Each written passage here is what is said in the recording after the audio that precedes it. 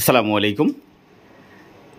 জাতীয়তাবাদী প্রচার দল কেন্দ্রীয় কমিটির সম্মানিত সহ-সভাপতি এবং আন্তর্জাতিক বিষয়ক সম্পাদক জনাব আজিজুস সামাদ ভাই, যিনি যুক্তরাজ্য প্রচার দলের সভাপতি, দীর্ঘ 10 বছর পর বাংলাদেশে এসেছেন।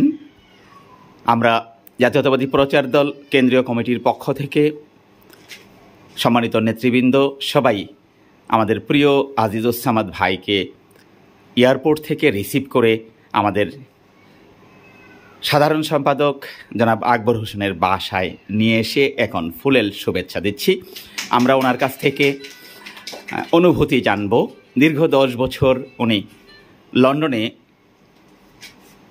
বসবাস করে অনেক দিন পর এই দেশ যখন স্বাধীন হয়েছে 37 জুলাই 2024 সালে ছাত্র জনতার আন্দোলনের এই বিপ্লবের মাধ্যমে যে ফ্যাসিস্টের পতন হয়েছে, এরপর উনি যেহেতু বাংলাদেশে প্রথম এসেছেন, ওনার কাছ থেকে আমরা সেই অনুভূতিটুকু জানতে চাই।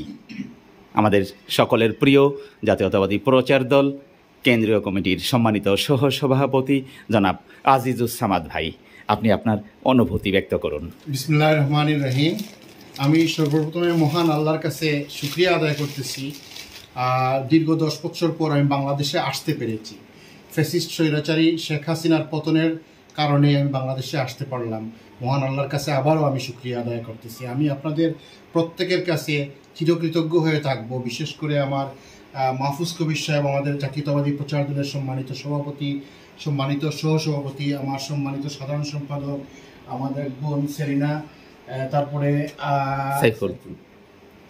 সাইফুল ভাই সহ, বারেক সহ সবাই, আমার আকাশ ভাই, সবাই আপনারা কষ্ট করে এয়ারপোর্টে আমার জন্য আপনারা গেছেন ওইখানে, এবং অনেক কষ্ট হয়েছে, আপনাদের অনেকক্ষণ অপেক্ষা করতে হয়েছে। আমি আপনাদের কাছে কৃতজ্ঞতা প্রকাশ করতেছি এবং আপনাদেরকে ধন্যবাদ জানাচ্ছি।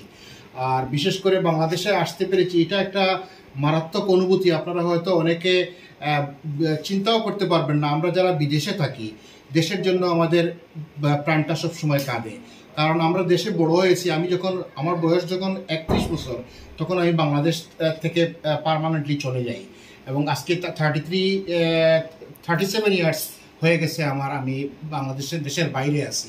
তো দেশের জন্য সবসময় আমার প্রাণ কাঁদে। প্লাস আমরা দেশের মাটিতে বড় হয়েছি এবং দেশের জন্য সবসময় আমরা চিন্তা করি।